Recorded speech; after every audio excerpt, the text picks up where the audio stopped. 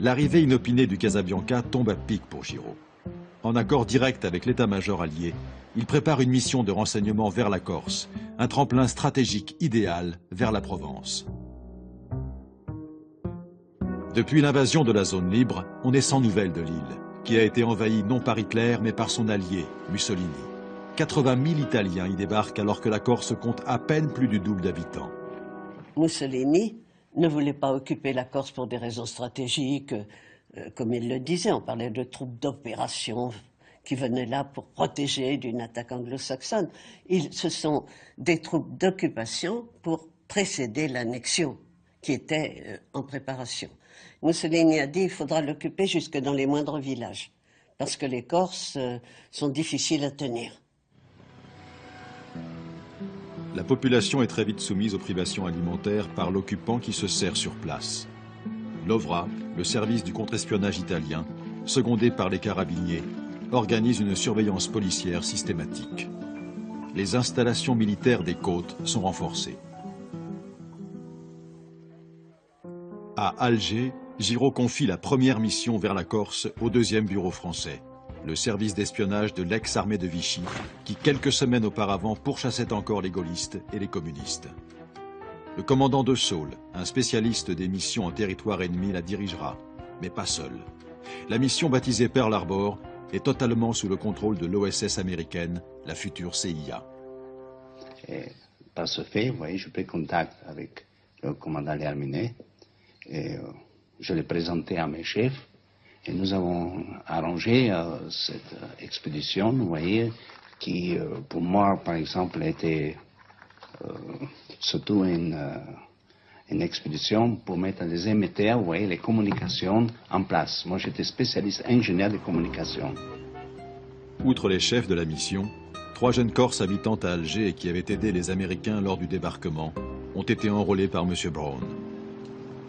Alors, j'ai pris contact de l'autre côté avec le groupe Corse qui m'a donné les participants, vous voyez, Greffi, Preziosi, les radios que j'ai fait mais dans une petite école rapide où ils ont appris leur métier, vous voyez, comme il faut.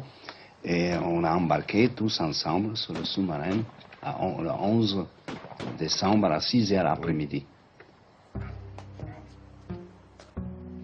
Pierre Griffi, l'opérateur radio, ancien des brigades internationales en Espagne, et Toussaint Griffi, un jeune officier, son cousin.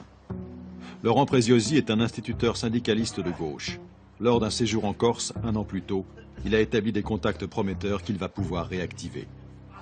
C'était une mission de renseignement et d'action, c'est-à-dire une mission que, dans un premier temps, de recueillir tous les renseignements sur l'implantation des troupes d'occupation dans toute la Corse. Et la deuxième mission, si la première était réussie, c'est celle de préparer l'organisation militaire de la résistance, c'est-à-dire recevoir des armes et les répartir sur les différents points de l'île. Cette curieuse équipe, constituée d'hommes que tout opposait hier, De Saul et l'Herminier, ex-vichistes d'un côté, les Corses nettement marqués à gauche de l'autre, va bénéficier des 3 jours de traversée vers la Corse pour mieux se connaître. Le sous-marin doit se méfier des bâtiments qu'il pourrait croiser ainsi que du survol des avions ennemis. De jour, le sous-marin navigue en plongée. De nuit, il fait route en surface pour recharger ses accumulateurs. Nous n'avions aucune information sur les défenses de côte de la Corse. Et nous n'avions aucune information sur les îlots de résistance qui étaient déjà existants quand nous avons commencé ces opérations-là. De sorte qu'on allait vraiment à tâtons. Durant la traversée, un choix est arrêté sur la baie de Chioni, à 40 km au nord d'Ajaccio. La plage est assez éloignée des axes routiers principaux. Le petit village isolé de Revinda, à une quinzaine de kilomètres à l'intérieur des terres, est ciblé comme premier lieu de contact avec la population corse.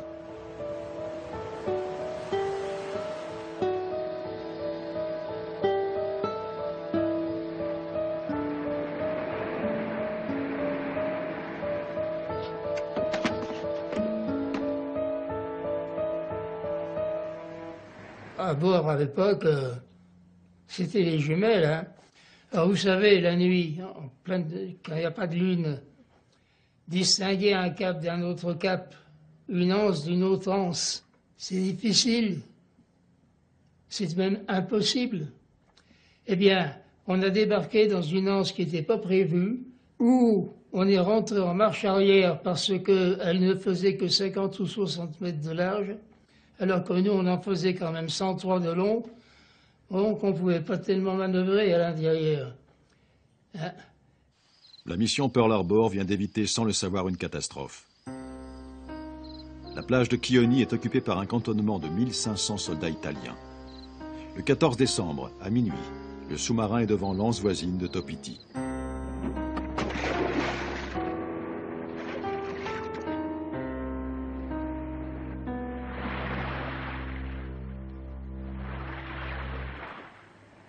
Il était prévu ce jour-là de laisser sur le bord de la plage M. Brown et le radio Griffith, tandis que le commandant de Saul montrait essayer d'établir des contacts avec la population pour obtenir des mulets pour pouvoir, la deuxième nuit, transporter le matériel que le Casabianca devait débarquer.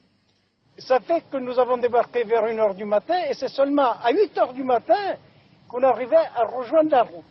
Et là, nous sommes tombés sur une bergerie. Il y avait une vieille dame, très gentille. Nous lui avons dit, nous sommes des réfractaires au travail obligatoire. Est-ce que vous pouvez nous dire s'il y a des Italiens? Enfin, vous voyez. Et comme elle nous a vu bien fatigués, elle nous a donné un bon bol de lait chaud. Et ensuite, nous nous avons dit, nous voulons nous rendre à Rivenda, que nous ne connaissions pas. On savait tout juste où ça se trouvait sur la carte. Elle nous a fait guider par son fils jusqu'au chemin muletier. Et là, sur ce chemin, nous avons rencontré l'abbé Mattei, curé de Cargès.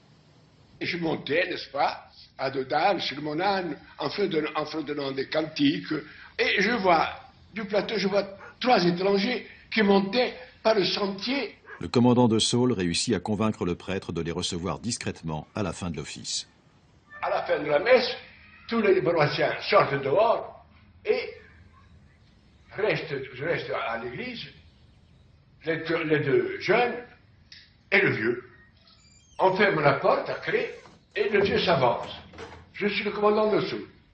Je viens d'Alger, envoyé par les Alliés pour préparer le débarquement en Corse. Si vous marchez, la mission réussira. Si nous sommes pris, nous sommes fusillés, vous et moi.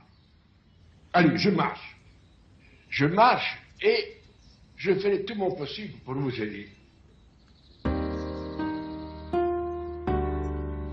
Grâce à l'abbé, Pearl Harbor reçoit le concours d'un habitant du village qui propose ses mulets pour aller chercher le radio Pierre Griffith et son matériel resté sur la plage.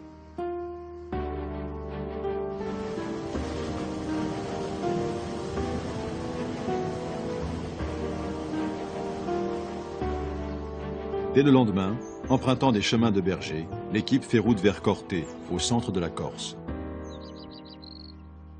Et à partir de là, c'est Preziosi qui, pour l'essentiel, a essayé, dans les villages où il avait des parents, de contacter les premiers appuis qu'il pouvait avoir.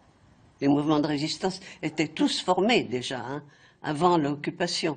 Mais ils étaient tous assez squelettiques. Mais ils existaient. De retour à Alger, l'Herminie apprend que les services secrets viennent de recevoir un message de Pierre Griffith. La première partie de la mission Pearl Harbor de prise de contact a réussi. L'amiral Darlan et Giraud viennent en personne féliciter l'Herminier. Darlan, qui pérennise les lois raciales de Vichy et la répression politique, est devenu gênant. Le 24 décembre, Darlan est assassiné. Giraud est catapulté chef du gouvernement transitoire en Afrique du Nord. Bien qu'il ne change rien à la politique réactionnaire de son prédécesseur, il est la carte que les Américains veulent imposer à Churchill contre son poulain le général de Gaulle, la bête noire de Roosevelt.